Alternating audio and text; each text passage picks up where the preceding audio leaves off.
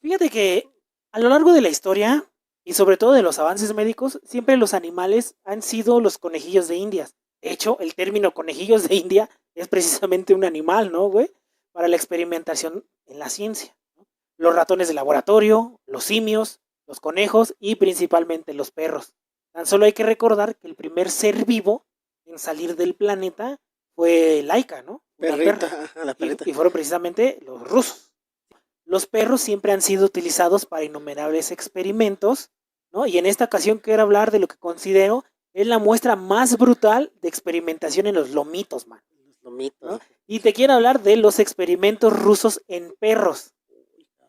¿No? Pero para empezar de esto, hay que hablar de un tipo llamado Briokonenko. ¿Briokonenko? Creo que así se llama. Es ruso y no me voy a no me voy a esforzar en mencionar su nombre, güey, porque nos tomaríamos todo el pinche podcast para hacerlo, ¿no, güey? Este ruso inventó una madre que se llama el autoyector, o como se escribe, el autojector, porque es con J. ¿Es el que va en los carros para sacar al volando, el que güey que va al lado, el de los aviones? No, güey, esa es otra cosa, ¿no? El hombre sería recordado por los trabajos que llevó a cabo a partir de 1920 y especialmente por su denominado como autojector o autoyector, ¿no? Un dispositivo, especie de corazón y sistema de circulación extracorporal capaz de ofrecer todo lo necesario para mantener con vida una cabeza desprendida del cuerpo. Güey. ¡Ay, cabrón! Así empieza este Pues así empieza este video, güey. Pues este es un pinche marcapasos que se fue a la chingada. un marcapasos con esteroides, güey, ¿no? Estás hablando, ¿qué? 1920, entonces 1920. post Primera Guerra Mundial. Exactamente. Pero previo a la Segunda. Porque también los pinches alemanes se pasaron de lanza, pero esta vez los rusos. Y también los japoneses, que ya después vamos a hablar de los güeyes estos del 401. Y bueno, ahorita vamos a eso, ¿no? Este científico ya era conocido entonces como un investigador respetado por sus ideas influyentes acerca de la transfusión de sangre. Este tipo, eso era lo que estaba investigando. No contento con ello, Briokonenko, que yo creo que así se llama, aclaro, lo voy a mencionar mal durante todo el video. Lo vas a mencionar simplemente como Briokonenko. Ajá, ya, punto.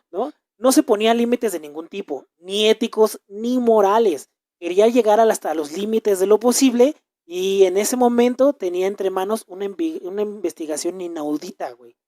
Y inquietante a fin de cuentas, ¿no? La posibilidad de sostener la vida por medio de medios artificiales, güey. Estamos hablando que ahorita es muy común, pero en 1920 era algo denominado de científico loco, ¿no, güey? Sí, pues era... Sí, güey. Se sabe que en esta época experimentó puertas adentro en un pequeño laboratorio que tenía en su casa, güey. Estos cabrones, ¿cómo hacían cosas en su casa, güey? Yo creo que aquí en México no hay tanto científico loco porque no tenemos ni sótanos, ni silos. Bueno, pero también, o sea, dices, es como... No hay pinche científicos locos, ¿no, güey? Nomás hay locos. Nomás hay locos, ajá, güey. Locos que no dan ninguna... Locos haciendo cosas en casitas de Infonavit en Tecámac. Exactamente. Ahí dio rienda suelta a todo tipo de extraños avances. De hecho, los registros de quienes eran sus ayudantes narraban un escenario cotidiano marcado por la concentración de cabezas sin cuerpos. Está cabrón. Y cadáveres de animales disecados. Este tipo, y principalmente, pues, lomitos, ¿no? Bueno, este científico logra crear el dispositivo por el cual fue conocido. La primer máquina corazón-pulmón completamente funcional del mundo, güey. Este güey fue el primero en crearla, güey. le costó la vida de innumerables perros, pero creó esa madre, güey, ¿no? El autoinyector, así se llama. Como decíamos al comienzo, se trata de un dispositivo capaz de proporcionar al cuerpo sangre oxigenada, que de otra manera sería imposible, ¿no? ¿Para qué? El científico explicaba que el dispositivo podría usarse en una gran variedad de situaciones en la cirugía, por ejemplo, para un trasplante de corazón o bypass, ¿me entiendes? Este tipo fue el padre de ese tipo de pues, intervenciones, a final de cuentas, que hoy por hoy son de lo más normal, siguen siendo riesgosas, pero son menos riesgosas gracias a este cabrón, güey. Al final de cuentas, digamos, no es por justificarlo, pero muchas de estas atrocidades terminan generando bien para... Es que tienes que experimentar a fin de cuentas. Sí, y a mí me encantan los perritos, güey, a final de cuentas, ¿no? Sí, nos hemos dado cuenta, luego se escuchan. Bueno, el científico explicaba, bueno, un corazón que late es extremadamente difícil de operar, por lo que el autoinyector sería capaz de mantener con vida al paciente mientras se realiza una cirugía cardíaca invasiva, güey. O sea, eso prácticamente enchufaba el corazón y los pulmones a otro lado para hacer una operación o para hacer trasplantes. Bueno, desviaba el flujo sanguíneo y pulmonar a un dispositivo artificial mientras hacía la remoción o lo que el intercambio, güey, ¿no? Porque tienes que sacar los órganos de un cuerpo para meterlos al otro, pero en lo que lo sacas de uno tienes que sacar el del otro para meter. Así es. Para toda esa logística. Procedimientos que actualmente... Todo ese procedimiento, este tipo lo simplificó con este experimento, güey. Los años siguientes, los pasó perfeccionando su máquina y fue hasta 1925, estamos hablando 5 años después de experimentación, ¿no? El momento en el que el autoinyector llevaba a cabo su primer demostración pública. Lo que se podía apreciar en aquel momento era una máquina que consistía en una serie de bombas automáticas y un dispositivo de almacenamiento de sangre y 2 tubos con los que inyectaba y extraía la sangre, ¿no? Y es un poquito complicado de explicar, pero espero que con esto te den más o menos una idea, ¿no? Bajo los estándares actuales puede parecer una osadía o un experimento rudimentario y peligroso, pero lo cierto es que fue todo un éxito, güey. La proeza del funcionamiento del autoinyector llevó al hombre a un nuevo salto en tecnología prácticamente, ¿no, güey? En este caso, mucho más inquietante, este científico pensó, ¿y si utilizo a los perros como medio de pruebas para separar los organismos? A partir de entonces comenzó una escalada de trabajos donde iba liberando órganos de caninos de los cuerpos, ¿me entiendes? Una vez que el autoinyector le funcionó, se fue más a la chingada y empezó a investigar qué otro tipo de órganos podía quitarle a un perro para mantenerlos vivos y así poderlos trasplantar. ¿Qué órganos podía sustituir, no? Ajá, ¿qué órganos podías trasplantar, güey, no? Entre los primeros logros del equipo del científico, encontramos que pudieron mantener un corazón latiendo y un pulmón funcionando de manera independiente al cuerpo, güey. Estamos hablando que los tenía en unas peceras, güey, funcionando, güey, sin un cuerpo, únicamente conectados al autoinyector, güey. Si alguien accedía en aquellos días al laboratorio del médico del científico, o sea, tenías que ir, güey, sin desayunar. Sí, o sea, básicamente, sí porque lo único que ibas a encontrar eran cabezas cortadas de infinidad de animales, güey. Pues sí, era un científico loco. Pero a final de cuentas trajo avances, güey. Es que está parte de está todo ese dilema, ese limbo. Ese dilema moral entre el avance científico y el pasarse del corneta con unos pobres animales, ¿no, güey? Al final de cuentas, ¿qué culpa tienen? Pero pues bueno, sí. Aunque eso sí, por periodos muy pequeños, también alcanzando otro logro, según sus pacientes, el científico fue capaz de traer a los mismos perros de vuelta de la muerte. Y ahorita te voy a explicar más o menos el procedimiento. Todo esto sería muy difícil de creer en aquella época si no fuera por la aparición en 1940 de uno de los documentales más perturbadores y sorprendentes de la historia, de la ciencia y de la medicina, ya no de la ficción, güey. Aquí vamos a hacer a un lado la ficción, güey, ¿no? Bajo el título de Experiments in the Revival of Organisms. No sé muy bien inglés, pero ese es el título en inglés, ¿no? Fue la prueba del trabajo de Brioconenko, ¿no? Y su autoinyector. Lo primero que se puede apreciar en las imágenes, ¿no? es como los investigadores lograron reanimar un corazón.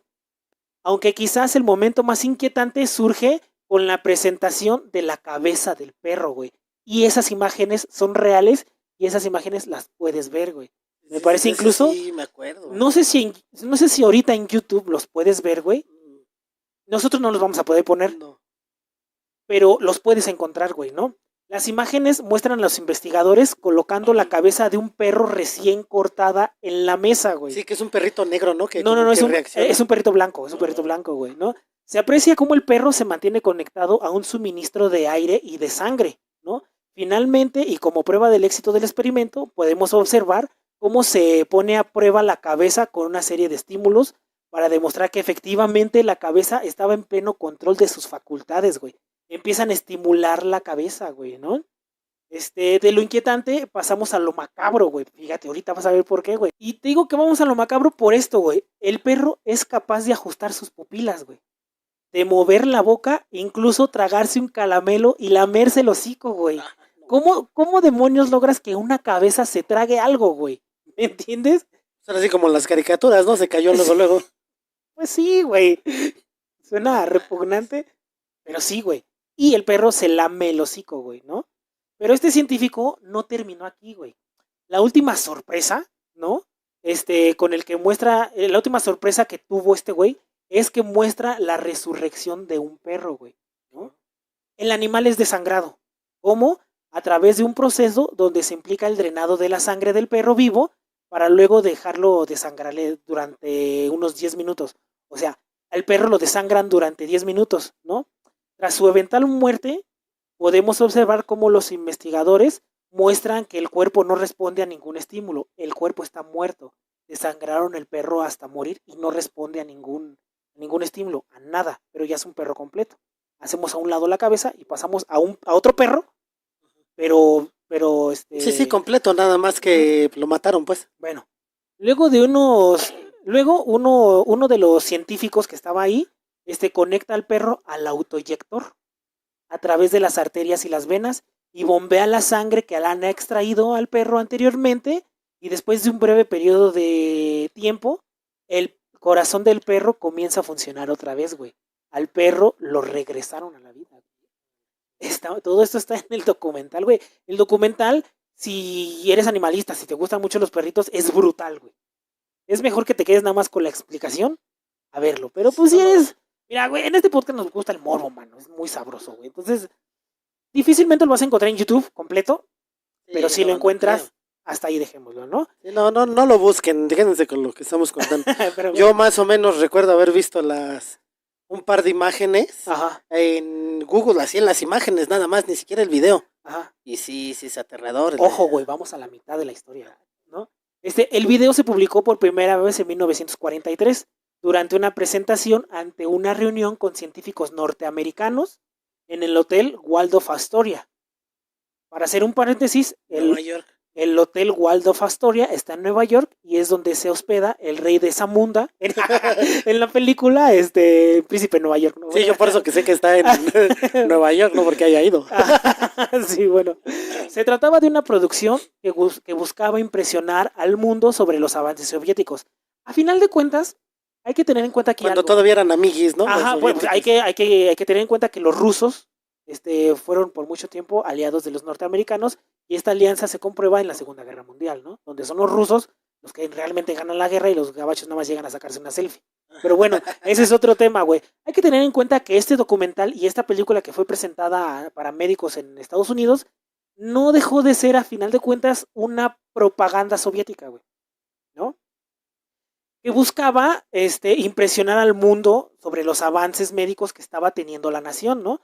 De esta forma, y tras este momento o cumbre de la resurrección del perro, el narrador de la pieza explica que todos los perros que habían presentado habían pasado por la terrible experiencia, habían disfrutado de una vida plena y normal, güey. De la cabeza no creo. Exactamente. Es de ahí que por ahí más o menos venga el hecho de que es una propaganda. Ningún animal fue dañado en la Sí, o sea, es una... lo que yo creo por eso empezaron a poner ese disclaimer, ¿no? En las películas. Sí, güey. Bueno, lo que narra, ahora sí que el narrador de este documental, güey, al final pues ya te das cuenta que es hasta cierto punto una propaganda, ¿no, güey? Porque dices, güey, me acabas de mostrar la cabeza cercenada de un perro y ahorita me estás diciendo al final que los perros tuvieron una vida larga y plena.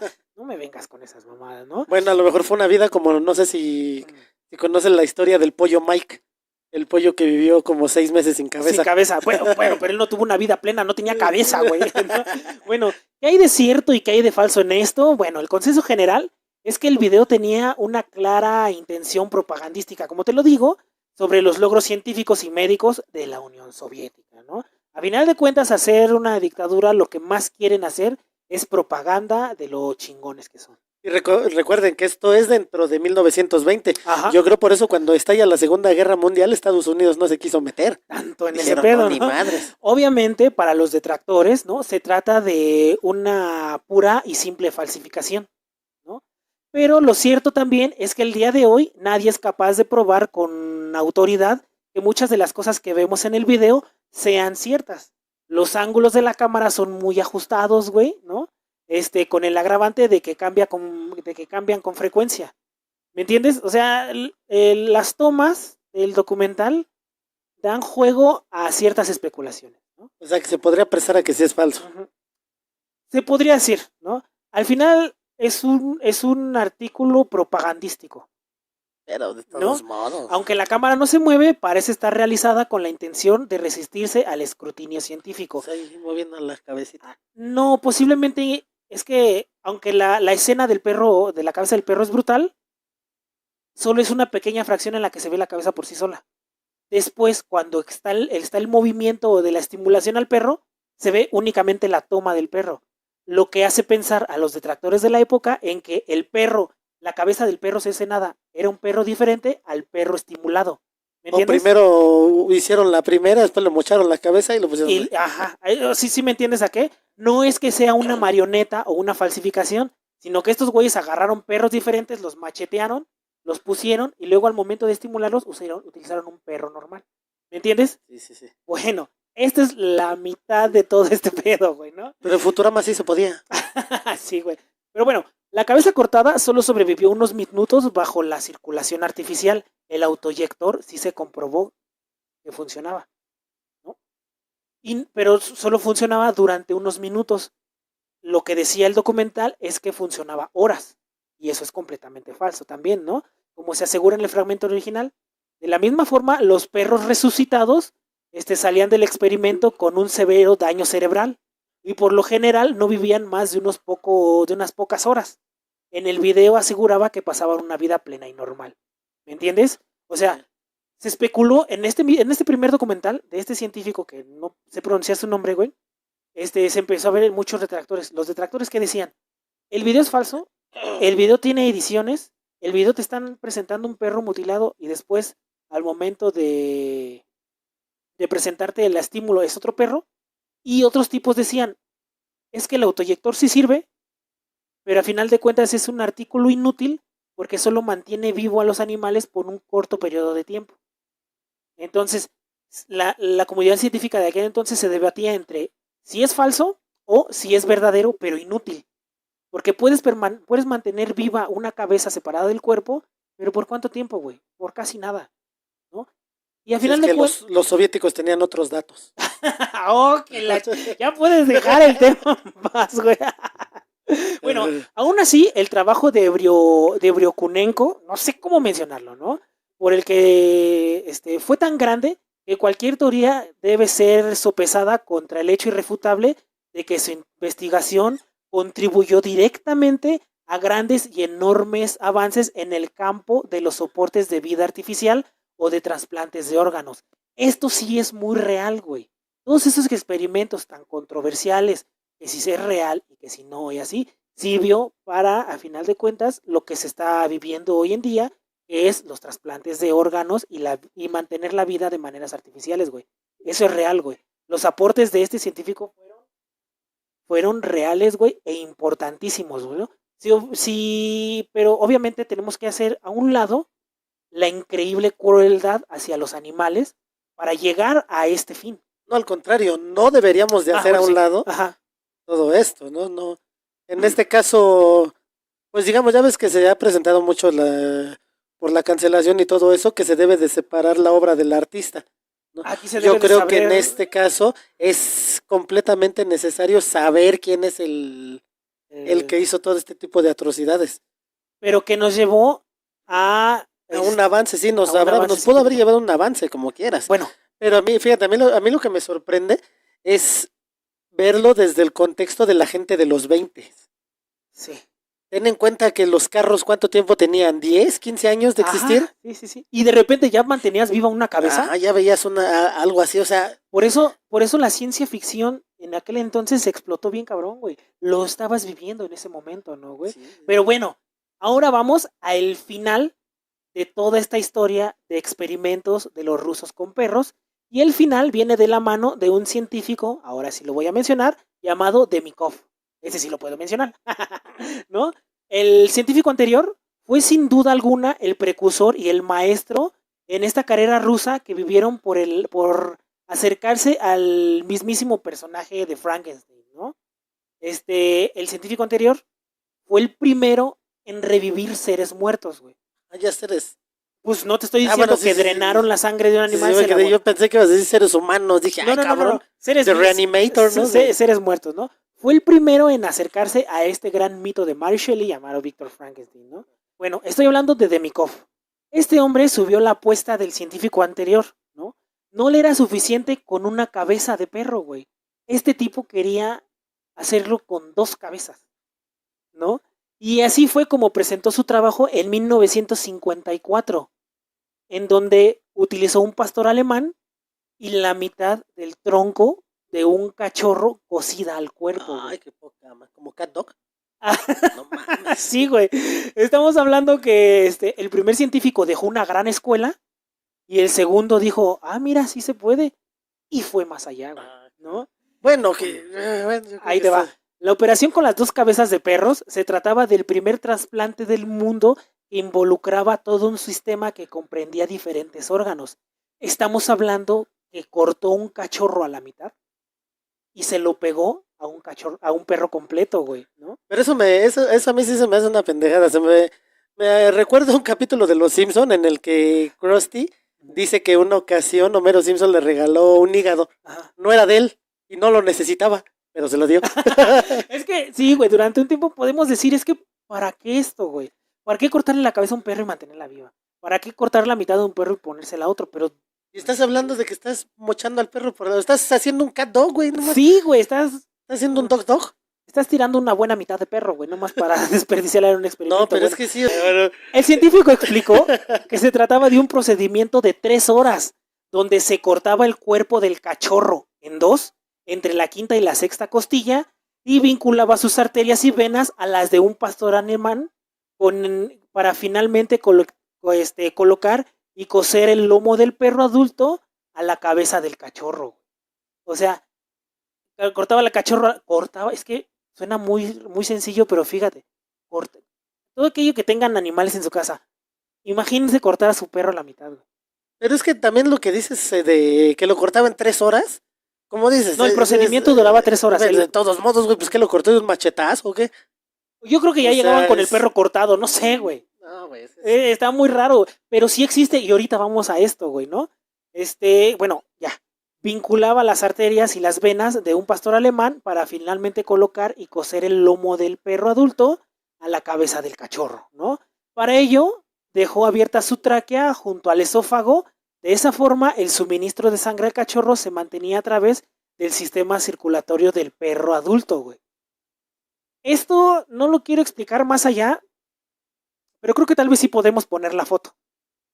Ahorita vamos, ¿no? A las 3 horas de la macabra operación, el pastor alemán ofrecía las primeras señales de vida.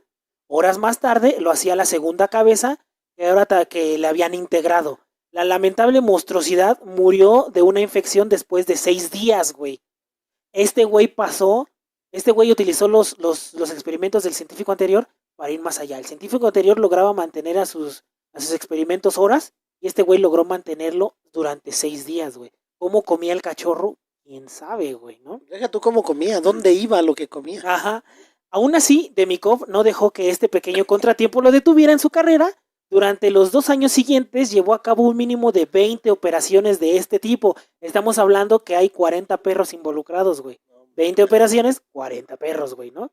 Incluso en un caso cruzó todas las barreras éticas. Si no lo había hecho ya, cruzó todas las barreras éticas con el trasplante de cabeza de un perro joven sobre el cuerpo de su propia madre.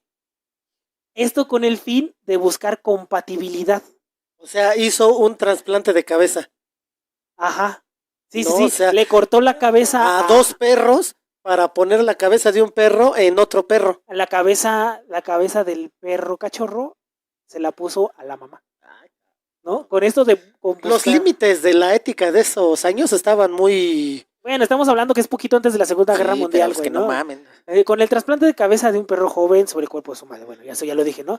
El récord de supervivencia entre sus creaciones lo marcó en 1959. 59, se echó 30 años este sí, cabrón. Casi 40 años haciendo experimentando, güey. No, 29 Entonces, días. 29 días fue el animal que más tiempo vivió.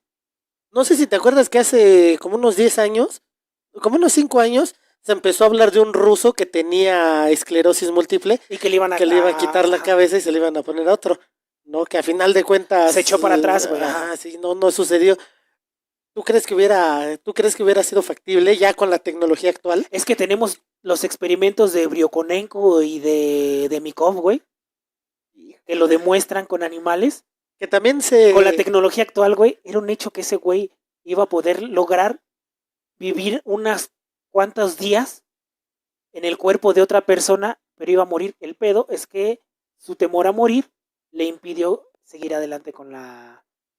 Sí, pues dice, me muero en la mesa de operaciones, no hay pedo, pero pues sí. Pero si me muero días después, güey, con un cuerpo que no es el mío, yo creo... Un cuerpo que no es el suyo y que tampoco sirve, está de la chingada. Sí. Porque yo he visto, por ejemplo, igual no sé si sea real o no, luego en los periódicos o en determinado tipo de revistas llegan a poner cuestiones de que a un cabrón le mocharon la mano y para que la mano siga irrigada se la pegan en el muslo. Eso es real, eso es real. Incluso si te mochas un dedo, digo, yo no tengo la mitad de un dedo, güey, tú te acuerdas, ¿no? Yo me volé un dedo, ¿no? Trabajando. Si te cortas un dedo completamente, güey, lo metes en hielo y en el hospital te lo ponen. No deben de pasar más de 6 horas, me parece. Pero el dedo te lo pueden poner y se elimina cierta sensibilidad y cierto movimiento, pero tu dedo te lo ponen, güey. Eso es real, güey. O sea, el trasplante de cabeza pudo haber sido una realidad si a este ruso no se hubiera echado para atrás, porque ya teníamos todo el conocimiento de estos 2 científicos rusos que experimentaron con perros durante muchos años, güey, y que sí lo lograron, güey, ¿no? Bueno, retomando el tema, aunque la mayoría de sus creaciones de Demikov perecían al poco tiempo por el rechazo de los tejidos, el trabajo de Demikov, al igual que el del primer científico, Brioconenko, así vamos a llamarle, se adelantó a su tiempo a lo que iban a ser los trasplantes de corazón, güey. En 1962 publicó su monografía, Trasplantes experimentales de órganos vitales, la primera en el mundo sobre trasplantología, güey, ¿no? Y la única durante mucho tiempo en el área de trasplantes de tejidos y órganos, güey. Estos güeyes hicieron adelantos científicos para la humanidad que hoy utilizamos, sacrificando cientos de perros, ¿no? En cuanto a la velocidad del trabajo de Demikov y el de Brioconenko, así le voy a llamar porque no sé, el primero guardó toda una serie de fotografías y videos convincentes de los que siempre se apoyó sus afirmaciones científicas. O sea, el primer científico siempre tuvo todo registrado, incluso mostró un documental, ¿no? El que se cataloga como propaganda soviética, pero bueno, ¿no? Las imágenes de sus perros de 2 cabezas solían estar firmadas en lugares públicos con gente anónima que aseguraba su legitimidad, güey. De hecho, me parece que en el documental hay una parte en la que están una enfermera o un doctor en la calle. El bosque de Aragón, ¿no? No. En la calle y la gente va pasando y va viendo un cachorro pegado a un perro, güey. En la calle, güey. O sea, los experimentos los salieron a la calle para checar la veracidad, güey, ¿no? Bueno. Cuando Dalí sacaba a pasear a su oso hormiguero. así, te digo que sí. Voy a ver si puedo sacar fotogramas y si consigo el video, Es que luego hay cosas que no quiero tener en mi computadora, güey. Mi hijo hace tarea ahí. Pero bueno, voy a ver si saco unas imágenes para ver si las puedo poner en el fondo, ¿no? No lo aclaro, pero no lo prometo, pero voy a ver si también se puede, depende, ¿no? de que YouTube no lo permita. Ajá, sí. Si pedo. me lo rebota, güey. Si este video no aparece ninguna imagen al respecto, búsquenla porque son reales y existen. Pero si no aparecen es porque YouTube no me dejó. ¿No? Bueno, si alguien tiene duda de que todo esto fue real o no, a pesar de las controversias del primer documental o todo el trabajo de Demikov, ¿no? Si uno se encuentra en Moscú y acude al State Museum of Biology, seguramente va a pasar por una vitrina en la sección de historia de la medicina y es también muy probable que encuentren el pene de Rasputin. No, no es en ese museo. No, si uno va a ese museo, ahí se encuentra la reproducción de la obra de Demikov, un pastor alemán con la mitad de un cuerpo de un cachorro cosido al perro adulto, güey. En ese museo... Ahora la pregunta sería, ¿es una reproducción? Rayos, sí, güey. Porque, o sea, es real. En la sección de historia de la medicina del State Museum of Biology de Moscú está una reproducción del trabajo del segundo científico de Demikov, un pastor alemán al que se le pegó la mitad de un cachorro al cuerpo, güey. Maldita sea. Güey. Todo sea por el avance de la ciencia. A lo largo de este podcast hemos hablado sobre la experimentación en animales, ¿no? Sí. Lo turbio que puede llegar a ser. Definitivamente cada ejemplo y cada historia de este tipo nos aleja más de lo ético y nos acerca más a la ciencia ficción. ¿Estamos de acuerdo? Pues ya lo vimos en el caso de los perritos, ¿no? De los soviéticos. Y este caso no es la excepción. Hoy voy a hablar de un experimento que en lo particular sí me da miedo. La verdad sí me da miedo. Me perturba demasiado. ¿También fueron rusos? No. Pero porque es real y todo lo que te voy a decir es absolutamente real, güey, ¿no? Pero antes de empezar, te quiero poner en contexto un poco, ¿no, güey? ¿Y qué te parece si te doy unos datos curiosos sobre la inteligencia de los delfines? Creo que ya sé para dónde vas. Que considero que es muy importante saber antes de comenzar el capítulo. Y debo decir que estas solo son algunas curiosidades. No son todas. Son algunas curiosidades. Estas que te voy a mencionar, las menciono porque están completamente relacionados con el caso que te voy a decir. Así que no voy a poner curiosidades de los delfines en general, solo curiosidades relacionadas con la increíble inteligencia de los delfines, man. Y ahí te va la primera. La número 1 es que poseen un lenguaje. Al igual que otros cetáceos, como las ballenas, se ha observado que los delfines gozan de un complejo sistema de comunicación basado en sus característicos chasquidos, pudiendo identificar diferentes elementos con ellos e incluso, al parecer, hacer referencia a su estado emocional. Esa es la primera. La segunda es que tienen nombre propio. Fíjate, güey. Vinculado a lo anterior, diferentes investigaciones han comprobado que el ser humano no es la única criatura que es identificado por sus semejantes con un nombre propio distintivo para cada uno de nosotros, ¿no? Y es que se ha comprobado mediante el registro de su lenguaje que los delfines emplean dichos silbidos para dirigirse a otros, poseyendo silbidos que identifican a otros sujetos, güey. Como aquí en el barrio, ¿no? Bueno, sí, más o menos, ¿no, güey? Pero ya te estamos diciendo que hay un sonido específico para un delfín específico. Oh, ya, eso está. Por eso se dice que tienen nombre propio. Ahora, número 3, usan herramientas. Uno de los aspectos que más ha vinculado con la capacidad cognitiva es la capacidad de utilizar los recursos existentes en el entorno de forma creativa, con el fin de alcanzar un objeto en concreto, ¿no? Se ha observado que los delfines son capaces de esto, utilizando, entre otros elementos, esponjas marinas. Sí, para drogarse, ¿no? No, esponjas marinas cuando buscan alimento entre corales.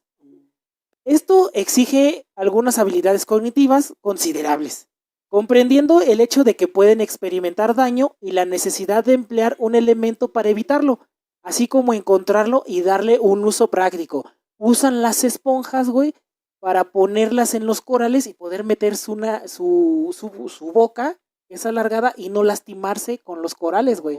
O sea, utilizan las esponjas marinas como colchón, güey. Sí, como protección, ¿no? Para no rasparse, porque... Aquí te estamos diciendo, güey, que los delfines tuvieron la inteligencia suficiente para saber percibir qué elemento es rasposo y abrasivo y qué elemento es suave con su piel. Ajá. Entonces lo agarran, lo ponen alrededor, meten su nariz y ya no se lastiman y se comen lo que hay dentro de los corales, güey.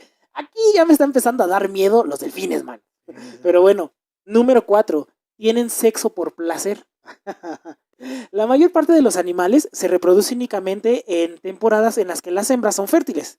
Los delfines, al igual que algunos primates y los seres humanos, son unos de los pocos animales que tienen en cuenta el sexo únicamente en sus fases fértiles, sino que tienen relaciones sexuales de manera habitual con el único propósito de obtener placer. No manches. Además de ello, llevan a cabo diferentes conductas de galanteo que parecen disfrutar. O sea, no solo tienen sexo por placer, sino que se ligan entre ellos y les gusta. Manches, está muy perturbador, güey. Número 5. Pueden llegar a suicidarse. Si bien el suicidio animal es algo discutido, definitivamente, se ha observado que muchos delfines parecen decidir acabar con su vida dejando de respirar. Fíjate, en el delfín la respiración no es inconsciente como tú y como yo, y automática, sino que requiere control de su parte. O sea, nosotros respiramos automáticamente aunque no controlamos nuestra respiración. Para los delfines es importante tener en cuenta y estar conscientes de que están respirando, güey. Ya después de que te digo esto, se ha detectado que muchos delfines se ha determinado que han decidido dejar de respirar. Otros deciden dejar de alimentarse. E incluso hay delfines que chocan repentinamente contra rocas u objetos. Ello requiere de la suficiente capacidad cognitiva como para entender qué es la muerte y cómo puede llegar a provocarse. Una capacidad que los delfines, al parecer, sí tienen. O sea, sí, porque hemos hablado, por ejemplo, de... Como los perritos. Dices de los perritos, ¿no? Ellos tienen lo del puente de Overton. Ajá. ¿No? Un perrito no tiene una conciencia de sí mismo. Sin embargo, tiene como que el instinto de sobrevivencia. Ajá. ¿No? Entonces, pero por ejemplo, aquí ya para que los delfines lleguen a lastimarse a ese grado, es porque tienen conciencia de sí mismos. De que pueden llegar a hacerse daño. Incluso, como te digo, su respiración no es automática, güey. Entonces el delfín debe de estar consciente de que tiene que respirar para vivir. Y se ha detectado que delfines dejan de respirar. Deciden dejar de respirar, güey. Está muy interesante, güey. Mira, ahí te va el 6. Tienen cultura. Una muestra de la inteligencia de los delfines es la capacidad que presentan para transmitir conocimientos a sus semejantes. Se ha observado cómo en algunos casos de delfines que han estado en cautividad, como tras haberse enseñado alguna habilidad o manera de hacer determinadas acciones, estas terminan por ser replicadas por parte de su grupo, habiéndose transmitido y aprendido del original. Como cuando los enseñas a que brinquen por una pelotita. Ajá. Ya después ese truco, cuando los dejan en libertad, van y se los enseñan a sus valedores, ¿no? Y ya te das cuenta que hay delfines que hacen ese mismo truco, pero con los cuales nunca se trabajó. Está muy loco, güey. También se ha observado que el lenguaje o la manera de comunicarse puede variar entre diferentes grupos de delfines, ¿no? Pudiendo observarse la existencia de dialectos aprendidos. Asimismo, el juego social, la cooperación mutua, el cuidar crías ajenas y la transmisión de estrategias de caza se han visto como indicios de cultura dentro de estos animales, güey. Yo había escuchado también que incluso llegan a presentar acentos. Eso es lo que te estoy diciendo aquí. Así como que, sí, que un delfín norteño, un delfín un delfín la costa, chilango, y así, sí, güey. Sí. Ay, bueno, está cabrón esos pinches delfines. Ajá. Otro punto es el 7, me parece, ¿no? Su estructura cerebral es compleja. La inteligencia de los delfines ha sido un elemento que ha despertado la curiosidad de muchas personas. Habiéndose realizado diferentes análisis e investigaciones al respecto, al nivel neuroanatómico, se ha observado que presentan una estructura cerebral muy compleja, con muy elevado nivel de encefalización, llegándose a proponer que en algunos casos incluso poseen mayor capacidad intelectual que el ser humano, güey. Pues, ¿no has visto pinche cerebro de un delfín? Tienen un cerebro enorme, y un tamaño que de media supera el nuestro, lo que acabas de decir. De hecho, se trata de uno de los animales con mayor cerebro que tienen en relación a su tamaño corporal. Nosotros tenemos un cerebro exacto para nuestro tamaño, pero el de los delfines es un cerebro más grande para su tamaño. Para su tamaño, güey. Aquí ya los delfines ya me están empezando a dar miedo. Pero no todos, porque luego acaban en latas de atún. Sí. Bueno, se reconocen en el espejo. 8. Cosa que no hacen los gorilas, ni los... Muchos primates no se recogen. Ajá, no se reconocen. Los delfines sí, fíjate. Algunos pero, a ver, espérame. ¿Pero todos o nada más los de cautiverio? Todos los delfines se reconocen en el espejo, güey. Ay, cabrón. Fíjate, algunos experimentos ya clásicos realizados con diferentes animales, como los delfines, dan muestra de que poseen la capacidad de reconocerse a sí mismos ante el espejo. Ello implica la noción de un yo diferente al resto. El conocimiento de las propias características y acciones y del hecho de que un reflejo no es una criatura diferente que nos esté limitando, sino el producto de una refracción. El identificarte en un espejo suena muy sencillo, pero es algo bastante complejo porque implica el estar consciente de que tú eres tú, cosa que los animales no tienen. Sí, es que realmente tú nunca te has visto, has visto tu reflejo. Exactamente, entonces debes de estar consciente de que lo que estás viendo es una representación tuya. Ajá. ¿No? Está muy cabrón. Estamos ante una muestra más de la inteligencia de los delfines, güey. Los delfines están muy, muy cabrones, güey, ¿no? Ya me perdí la cuenta, ¿no? Vamos a ponerle 9. Empatizan con otras especies. Posiblemente habremos visto alguna película con un delfín salva a un bañista o algún náufrago del ataque de un tiburón o de morir ahogado. Estos se conocen historias, muchísimas, ¿no? Aunque puede parecer una exageración o incluso un alarde de romanticismo hacia los animales, lo cierto es que se trata de algo que sucede en la realidad, güey. Y es que los delfines tienen la capacidad de empatizar no solo con seres de su misma especie, sino también con seres de otras especies. Existen múltiples casos en que los animales, y estamos hablando de animales en libertad, no entrenados para eso, han salvado la vida de muchas personas actuando como cebo o bien rodeando a un grupo de delfines a un ser humano con el fin de protegerlo. Eso sí lo hemos visto, ¿no? Hasta hay muchos videos en YouTube y TikTok de cómo delfines se rifan ahuyentando tiburones cuando hay humanos, güey. Está muy loco, güey. No recuerdo en qué playa los delfines trabajan con los pescadores. Los delfines atraen todo el cardumen de peces a las redes de los pescadores, y los pescadores como agradecimiento pues les dan pescado, güey. Sí, está muy muy loco, güey. También se ha observado este comportamiento de protección dirigida a otras especies, como en algunos casos de ballenas atacadas por tiburones. Son capaces de entender que otra criatura está sufriendo o en nuestro caso que se está ahogando. Y es que aquí ya vamos a algo más, güey, porque el entorno de un delfín es estar bajo el mar, güey. Entonces, como un delfín, que su vida es estar debajo del mar, identifica que una especie no pertenece ahí, y que no solo no pertenece ahí, sino que ese ambiente la está atentando contra su vida, güey. ¿Cómo identifica un animal marino? ¿Cómo identifica un animal marino que otro ser se está ahogando cuando ellos viven ahí, güey? ¿No? Está muy raro, güey. Sí, güey. 10 y última. Los delfines son prácticamente personas no humanas. Y esto sí ya me hiela todos los datos ya me hielan la sangre, güey. Pero si te pones en contexto, los delfines son personas no humanas, fíjate. Debido al muy elevado nivel de inteligencia de los delfines y a sus múltiples habilidades cognitivas, han aparecido diferentes movimientos y propuestas para que los delfines reciban la consideración de personas no humanas, haciéndolos poseedores de los mismos derechos. Ello ha ocurrido en Italia, donde la Central Zoo Authority ha prohibido los espectáculos con estos animales, así como en Costa Rica, Hungría y Chile. También en diferentes zoos de España, zoológicos de España, como el de Barcelona, ha prohibido estos espectáculos, lo cual la verdad es que sí, deberíamos de erradicar ya completamente ese tipo de espectáculos con cualquier ser marino, pero yo creo que los delfines son los que más la sufren, cabrón, ¿no? Además, algunas organizaciones han solicitado la aprobación de la Declaración de Derechos de los Cetáceos, en base a la elevada sensibilidad e inteligencia de estos seres. Y es que no solo son delfines, güey. son pulpos también, güey. No, pero un pulpo es un cefalópodo. Sí, bueno, ajá.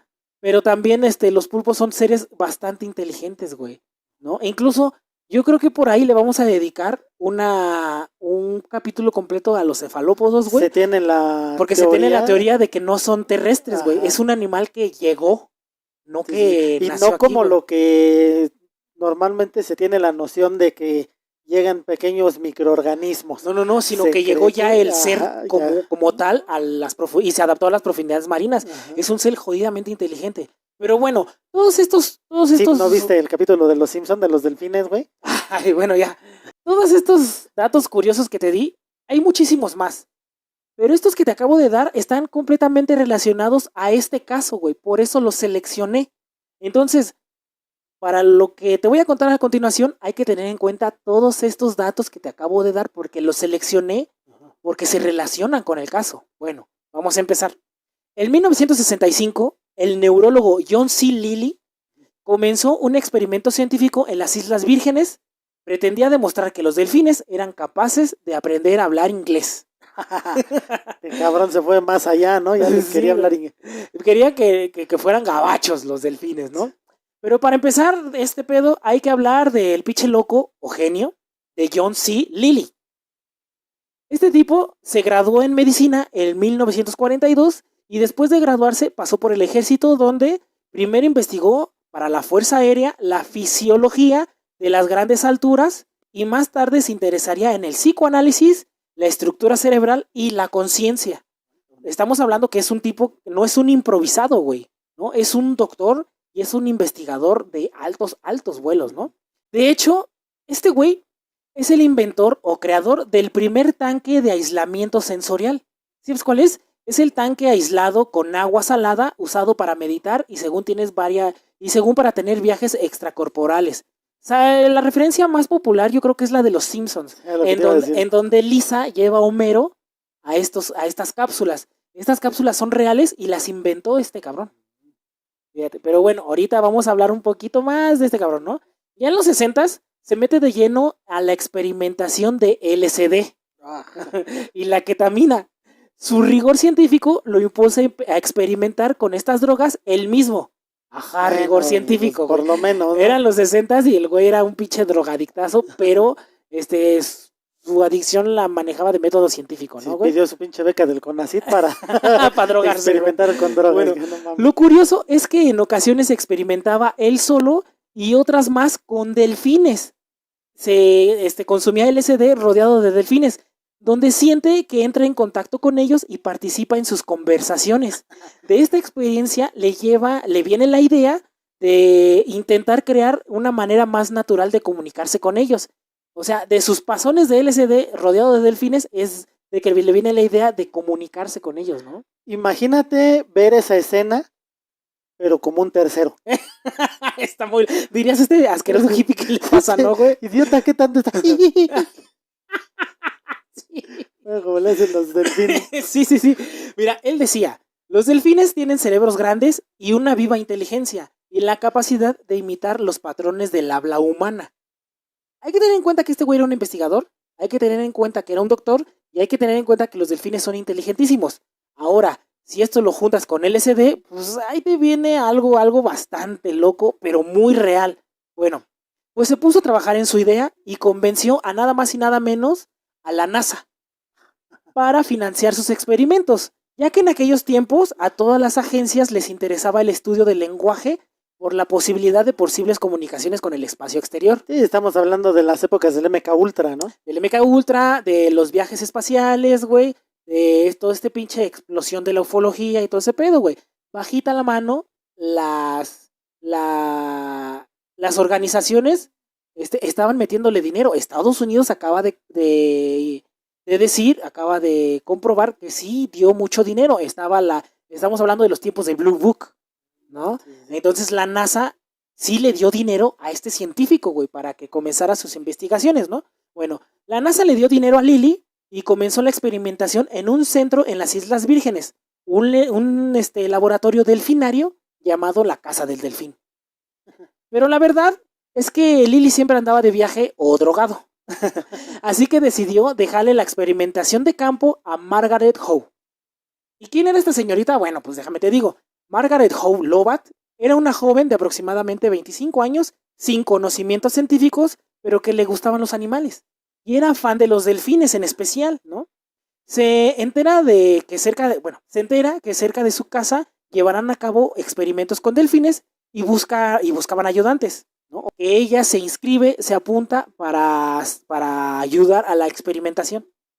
A pesar de su nula educación científica, los científicos del centro notaron ciertas cualidades que llamaron la atención, entre ellas su predisposición, su aguda capacidad de observación y su entendimiento con los animales, güey. Era una chica bastante especial, a final de cuentas, ¿no? Una voluntaria, pero una voluntaria con Sí, pues que servía para el experimento. Con peculiaridades que iban a servir para el experimento, ¿no? Ya en el delfinario, Margaret conoce a lo que serán sus 3 compañeros y son 3 delfines. Fueron 3 delfines. Bueno, ahorita vamos, ¿no? Eran 2 hembras adultas, Susie y Pamela. Y un delfín adolescente llamado Peter.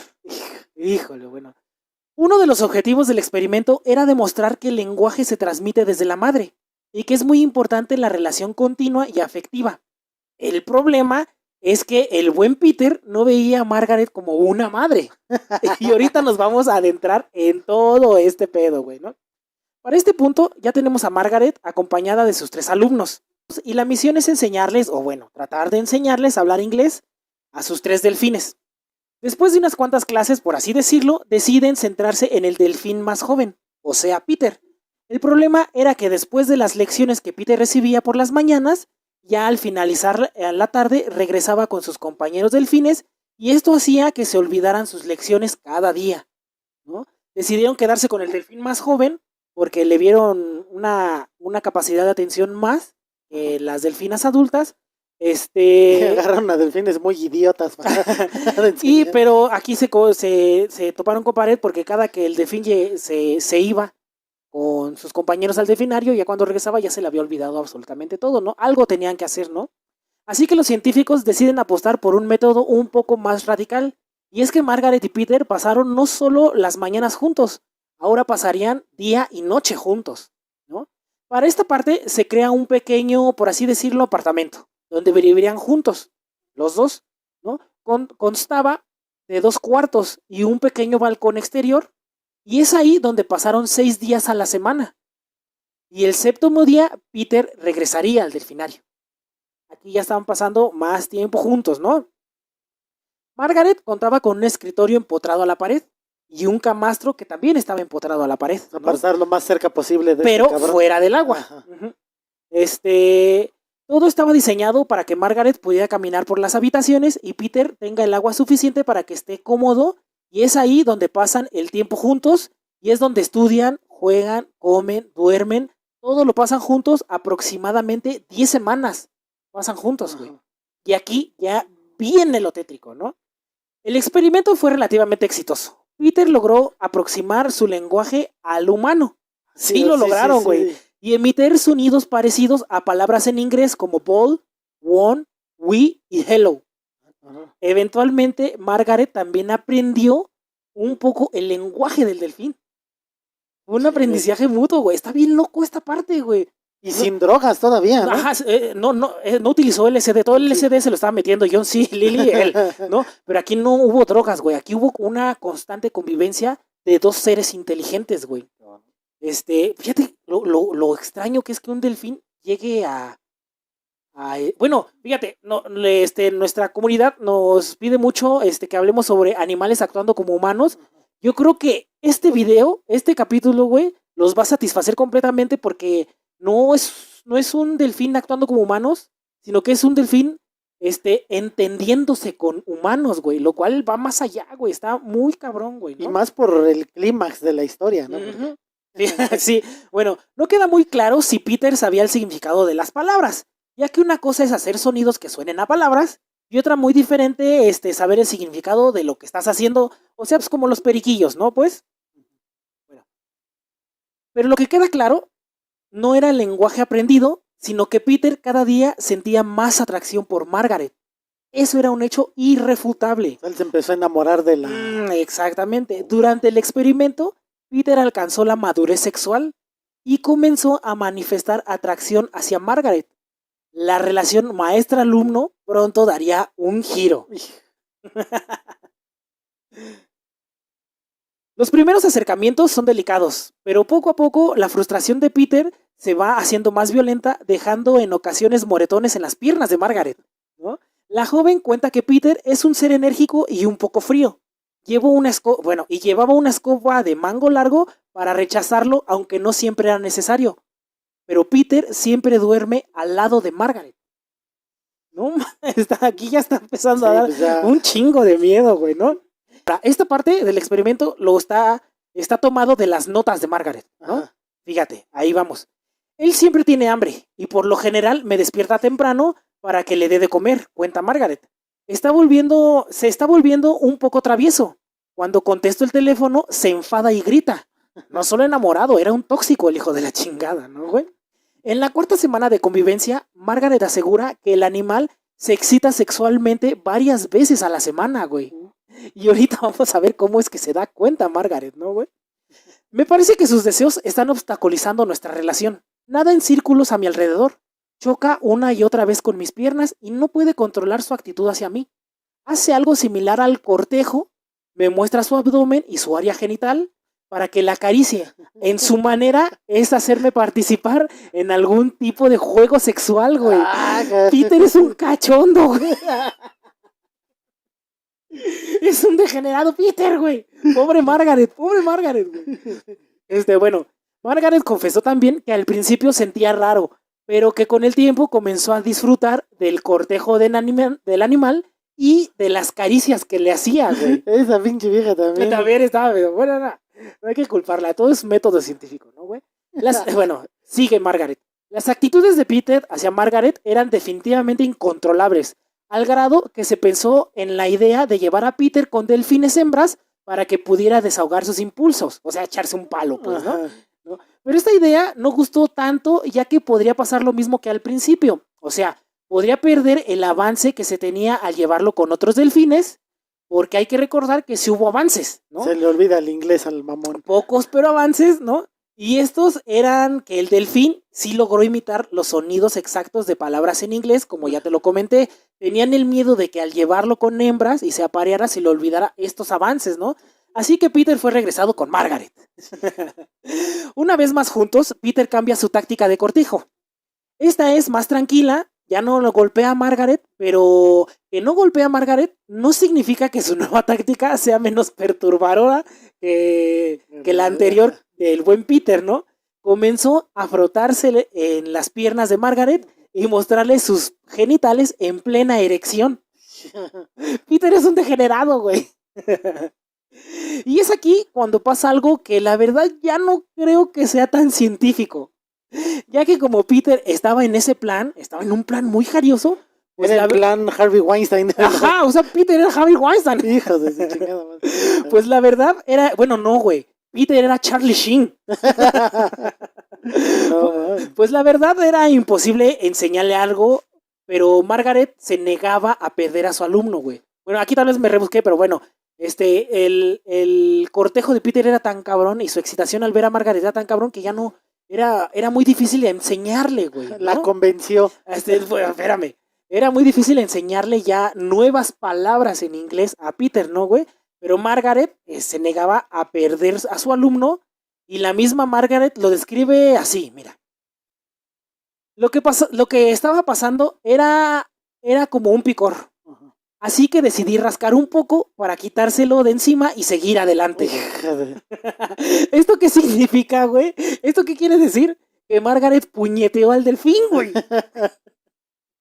Es que este experimento está mal por donde sea que lo veas, güey. Mira, pero la verdad, esto sí hay que decirlo, es que Margaret no sintió nada sexual. Según Margaret, la táctica funcionó y pudieron seguir con las lecciones de inglés, güey. Fue algo muy raro en el experimento, pero que les funcionó, güey, porque Peter ya no estaba escuchando a nadie. Entonces, ya estaba neciando. Ya estaba neciando, güey. Margaret le dice, bueno, pues va, órale, güey, ¿no? Le ayuda, le hace una mano el Ishki. ¿Y qué sucede? Se calma el Peter. Ahora sí ya. A ver, dime. El verbo to be, órale, te lo digo en corto, ¿no? ¿Qué querías? Sí, güey. Ahora Margaret acepta que si bien respondió al cortejo de Peter, nunca fue literalmente sexual. Al menos de su parte. No mames. Al menos de su parte, güey, ¿no? Fue algo sexual para Peter. De mi parte no hubo nada sexual. Tal vez sensual, explica la mujer. Yo digo, todo esto son las notas de Margaret. El problema es que el asunto en particular trascendió a los medios. Y empezaron a hablar de que el experimento tenía fines sexuales. O sea, se tergiversó completamente todo, güey, ¿no? Y esto unido a la fama que el doctor Lilly empezó a tener dentro de la comunidad científica, ya que el tipo no dejaba de experimentar con LSD, hizo que la NASA dejara de dar dinero a la investigación, cancelándolo todo 10 meses después de haberlo iniciado. O sea, se estaba gastando la lana en puñetear un delfín, güey. No, pero ese cabrón, Lilly. Lilly se estaba drogando, se ha de ver hasta juntado con Carlos Castañeda. Sí. Se unió a su clan. Ay, no. De por sí Lilly estaba empezando a perder prestigio porque era un drogadictazo. Ajá. Y luego se filtra a los medios que Margaret puñeteó al delfín, güey. Y esto hace que se haga a un lado todo esto, todos los avances que se tuvo de la comunicación entre humano y delfín, porque hay que tener en cuenta aquí algo, güey. La comunicación humano y delfín, ahí está, güey. Sí se logró, güey. Muy básica, muy primitiva, pero ahí estaba, güey. Y gracias a la decisión que toma Lilly para que ayudara gracias a la decisión que tomó Margaret para ayudar a Peter, ajá, fue que se trascendió a los medios. Yo creo que un científico no le gustó lo que estaba viendo ahí y soltó la sopa, ¿no, güey? Echando siquiera lo hubiera hecho escondidas, ¿no? Bueno, pues es que estaban monitoreados, no podías esconder nada, güey. Estaba enfrente de todos. Finalmente, el experimento terminó. Ajá. Y el laboratorio cerró. Así que Margaret y Peter fueron separados, güey, ¿no? Margaret siguió adelante con su vida, pero sin embargo, Peter no superó el fin de la relación, güey, ¿no? Pinche tóxico. Sí, cabrón, pobrecito, bueno, sí, pobrecito, güey, es un animal, ¿no? Pinche tóxico. Es un buchón. ¿Te das cuenta que Peter es un buchón? Pero bueno. Cuando regresaron a Peter al estanque en Miami, Florida, de donde lo habían sacado, el delfín se suicidó negándose a respirar. Trágicamente, Peter murió de amor, güey.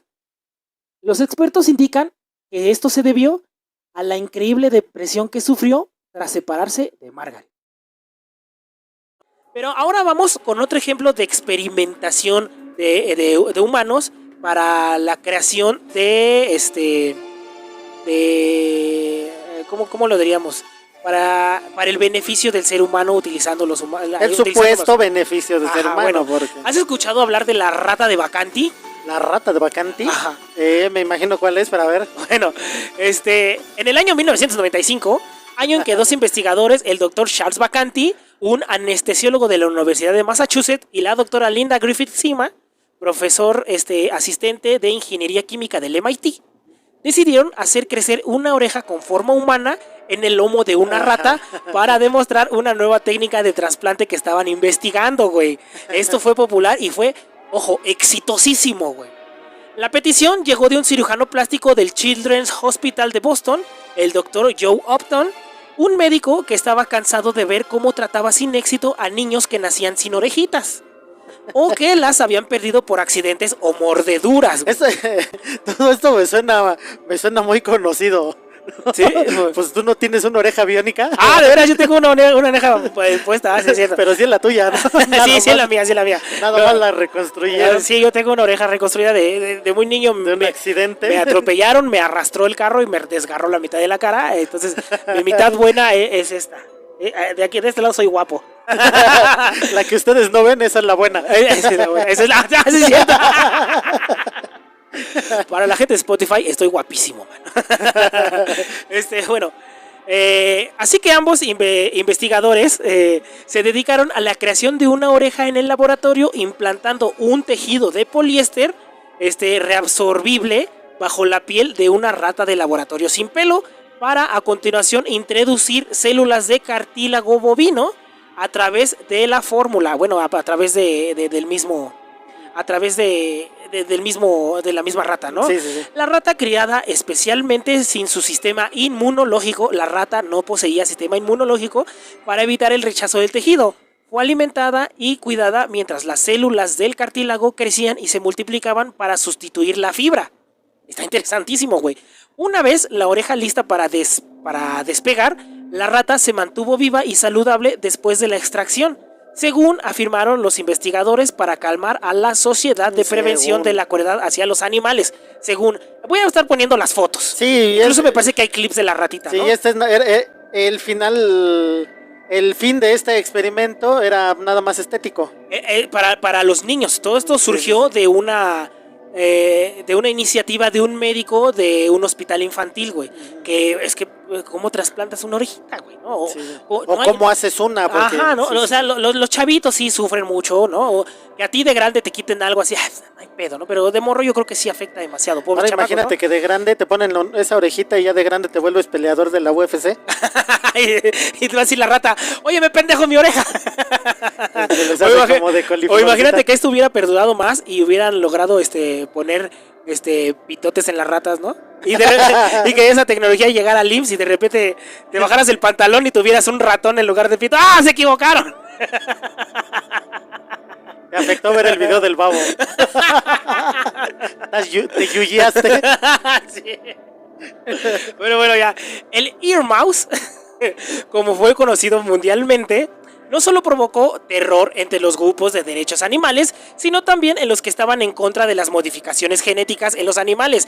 Hemos de aclarar, la rata se le implantó una oreja y se le modificó para que no tuvieran sistema inmunológico y el sistema inmunológico de la rata no atacara el homúnculo que ya traía ahí, ¿no? Básicamente le dieron sida a la rata. Sí, güey. El 11 de octubre de 1999, el grupo antigenética Turning Point Project colocó un anuncio en la página completa del New York Times, utilizando la imagen con una leyenda inexacta que decía: esta es una foto real de un ratón genéticamente modificado con un oído humano en la espalda. Algún día las orejas y las narices se podrán cultivar en un tubo de ensayo, pero por allá de 1995 las ratas y otros de su especie estaban a la vanguardia de la ciencia conocida como ingeniería de tejidos, que permitiría a los laboratorios hacer crecer la piel y los cartílagos para trasplante a seres humanos. Todo eso ahí terminó, güey. Está cabrón, ¿no, güey? Y ahí están las imágenes de las ratitas y todo ese pedo. Aquí las voy a estar poniendo, ¿no? Sí. Pero está muy chingón. ¿Qué te parece que para terminar vamos con la historia que tú me estabas comentando, ¿no? Y déjame para terminar, perdón, me trabé porque estoy tosiendo. No voy a borrar esta parte porque no quiero editar tanto. Pero, bueno, el temible ejército de los hombres mono de Stalin. Eso es real, man. La idea de hibridar seres humanos con otras especies animales no es solamente un argumento de obras de ciencia ficción, ¿no? Por ahí tenemos, me parece que una novela de H.G. Wells, La isla del Dr. Moreau, ¿no? Esa está muy interesante, ¿no? Pero bueno, es ciencia ficción. Yo nada más conozco el capítulo de La casita del horror de los Simpsons. ¿No has visto la película con Marlon Brando? La película está fea, pero está perturbadora, ¿no? ¿Y de qué habla? La isla del Dr. Moreau de H.G. Wells es una isla en donde un doctor, por cuestiones de su vida, decide quedarse y experimentar.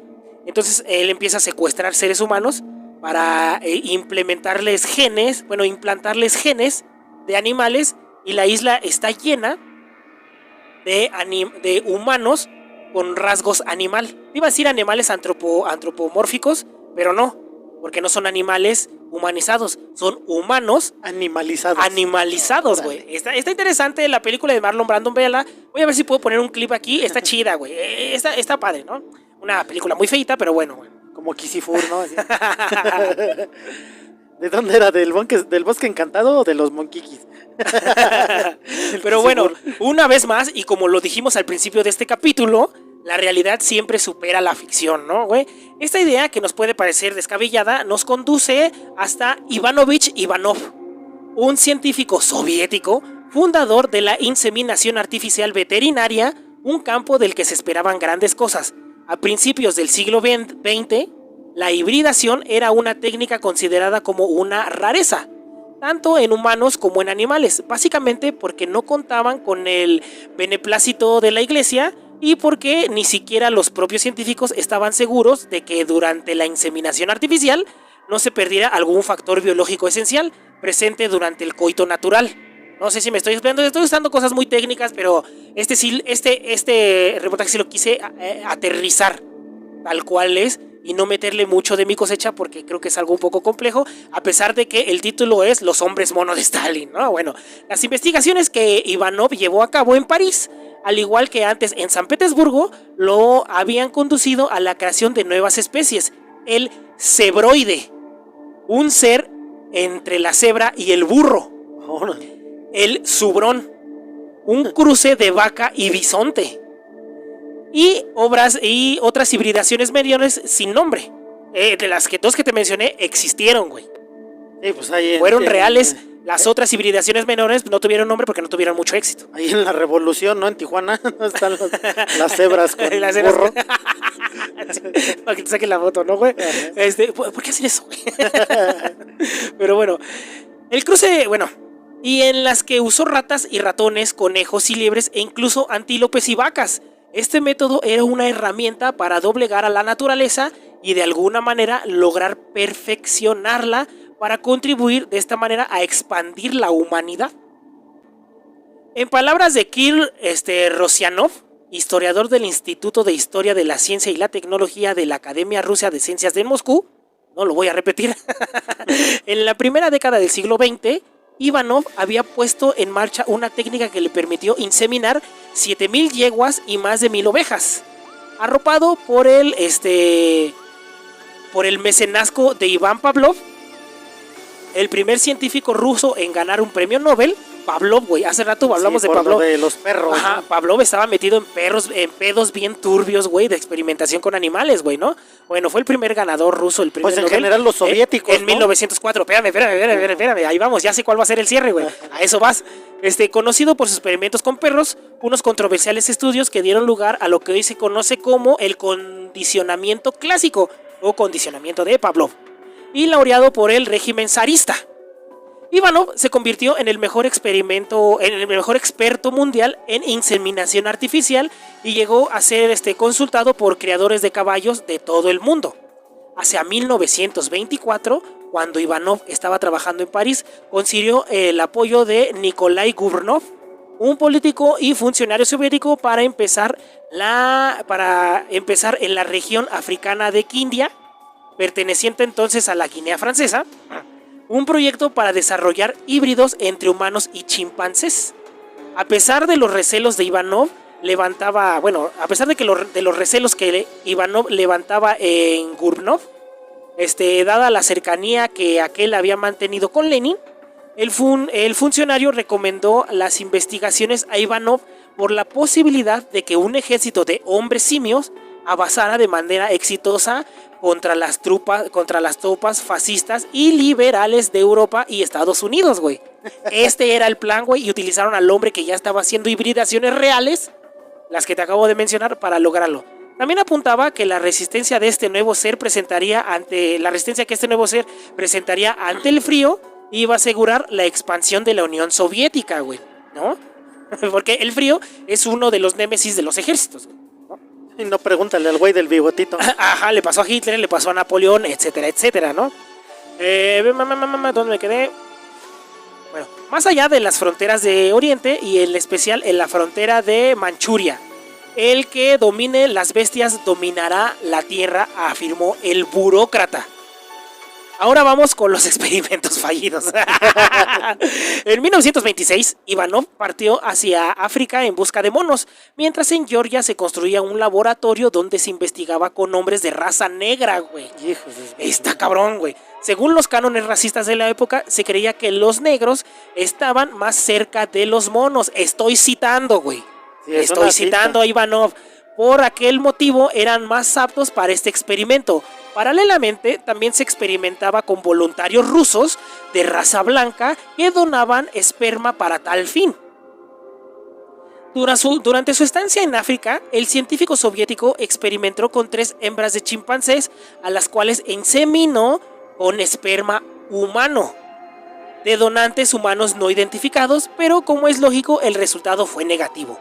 Ivanov atribuyó el fracaso a la dificultad que conlleva trabajar con chimpancés y pidió una autorización extraordinaria al gobierno soviético para poder experimentar con mujeres guineanas, o sea, mujeres de Guinea, ¿no? A las que pretendía inseminar con semen de chimpancé, sin que éstas fueran conocedoras de ello. O sea, las iba a inseminar y no les iba a decir que, bueno... Muy soviético de su parte. Muy soviético, exactamente, güey. Ivanov nunca tuvo la autorización.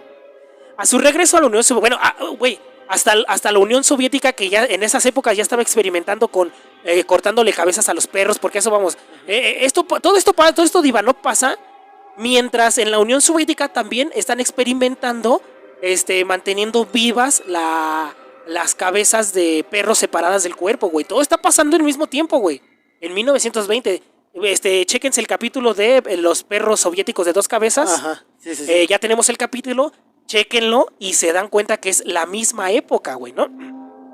Hasta la Unión Soviética dijo, oye, viejo, tranquilízate, cabrón. Eso ya, ¿no? ya está muy exagerado. Exactamente. Eso. A su regreso a la Unión Soviética, Ivanov siguió con su experimentación con un número indeterminado de prisioneras a las que visitaba en sus celdas de la prisión de Lubyanka, pero tampoco obtuvo resultados. El güey finalmente sí inseminó mujeres, güey. Esto es lo que quiere decir. Pero fíjate, como dices, ¿no? Ahorita que estabas citando, pues es que era un pensamiento muy de la época, si no pregúntenle a Tolkien. Exactamente. Mi querido Tolkien, la nueva versión de Tolkien la están acusando de woke racista, pero no se dan cuenta que Tolkien ya era racista, pero bueno, no me quiero meter con ese fandom. Yo soy muy fan de la obra de Tolkien, pero hay que verlo desde un pedo sin fanatismos, güey. Se quejan de que hay hasta cierto punto racismo en la nueva adaptación de Amazon de Tolkien, pero la obra de Tolkien en sí ya es racista. Si no, vean la película de Banshee. La película Banshee, hay un ilustrador de Freaks the Cat, hizo una interpretación de El Señor de los Anillos. Y los orcos son personas afrodescendientes con colmillos. Sí, porque vean la película de Banshee, güey. La que nosotros conocemos del Señor de los Anillos es ya la versión. La genialidad que hizo Peter Jackson. De que se hizo la adaptación después de la película. Ajá. Pero los libros originales, los de 1920, 30, no recuerdo qué año, era básicamente lo de Banshee. Que no es Bansky, ¿no? No, es Banshee. El grafitero. No es Banksy, ojo. Ese animador. No es Banksy, es Banshee. Para que tengan más referencias, busquen la película de Fritz the Cat, ¿no? También, bueno. Que ojo, no es para niños esa, aunque parezca lo contrario. Sí, las animaciones de Banshee no son para niños, pero son bastante interesantes, ¿no? Y él retrata de manera más fidedigna a los orcos. Y se van a dar cuenta que son personas. Pero bueno, Ivanov atribuyó su fracaso al dudoso compromiso de las prisioneras políticas, güey. Ay, güey, pinches viejas feas, ¿no? Bueno, en edad fértil y al hecho de que el semen utilizado hubiera sido previamente congelado. O sea, ese güey estaba convencido de que podía hacer sus chingaderas. Los continuos reveses a los cuales se veía abocado Ivanov, había otro que se cernía directamente sobre su cabeza: la paciencia de Stalin. La falta de resultados ponía en mal lugar al científico, ya que había perdido la confianza de Gorbunov, el burócrata, ¿no? Pero que creía firmemente en sus fracasos eran circunstanciales y que tarde o temprano el éxito acabaría llegando. La última oportunidad de Ivanov llegó cuando consiguió una autorización para trasladarse a la ciudad de Sujumi, a las orillas del Mar Negro. ¿De su qué? De Sujumi. A orillas del Mar Negro, cuyo clima templado le parecía más apropiado para los 4 chimpancés y un orangután que Gorbunov le había conseguido para seguir con sus experimentos, ¿no? Mientras esperaba la llegada de los primates, Ivanov recorrió la ciudad en busca de voluntarias para el experimento. Ojo, entre comillas voluntarias, ¿no? Convencido de que existía un factor psicológico en el proceso del embarazo. Ivanov buscaba candidatas que desearan quedarse encinta. O sea, buscaba mujeres que buscaban ser madres, que sí querían ser madres, que sí, ¿no? querían ser. La mayoría de las mujeres Sujumi eran analfabetas y con su brillante oratoria las convenció de que su contribución a la ciencia sería recompensada por el propio Stalin. Por fin, Tras semanas de explicaciones, Ivanov tuvo a su disposición a 5 voluntarias entre 16 y 20 años. Para desgracia de Ivanov, los simios llegaron enfermos, cansados y con fiebre. Solo el orangután, al que llamaron Tarzán, logró sobrevivir, ya que los otros 4 acabaron muriendo, los chimpancés. Pero tampoco el orangután vivió lo suficiente como para que le fuera extraída una muestra de esperma de bastante entidad como para intentar la inseminación de manera exitosa. Buen conteo, ¿no? Ajá. El animal murió poco tiempo después de una hemorragia cerebral. El orangután ha muerto. Estamos buscando un reemplazo, anunció el profesor Ivanov a las enfermeras que cuidaban a las voluntarias que resistían en una vivienda cercana a su laboratorio, donde se les había sometido a un riguroso tratamiento médico para asegurar su fertilidad. Al recibir esta noticia, Gorbunov, desesperado, contestó: "Este es el fin". Durante la primavera de 1930, güey, 1930, güey. Inició en 1900, güey, bastardo de mierda. Sí, o sea, Stalin no se andaba con cosas y el otro güey le dio miedo, ¿no? Durante la primavera de 1930, Ivanov fue la diana de las críticas políticas y finalmente, el 13 de diciembre de 1930, el científico fue arrestado por la NKVD, la policía secreta. La policía secreta. Tras papelarse su expediente, fue condenado a 5 años de exilio en Almaty, Kazajistán, donde trabajó para el Instituto Veterinario Zoológico Kazajo, hasta su muerte a causa de un derrame cerebral el 20 de marzo de 1932. Gorbunov no tuvo la misma suerte, acusado de espionaje y conspiración para asesinar a Stalin. El fallido ejército de hombres mono tan solo fue uno de los muchos cargos que se le presentaron en contra de él para demostrar su infidelidad al régimen. Fíjate, güey, él quería hacer el ejército para el régimen y lo terminaron acusando de hacer el ejército para atacar el régimen, ¿no? Tras un juicio sumario en el que nadie se arriesgó a defenderlo, murió fusilado. Semanas más tarde, durante una incursión de la NKVD en Abjasia, las 5 voluntarias de Ivanov fueron localizadas y ejecutadas. Nunca revelarían la oscura misión para la que habían sido reclutadas.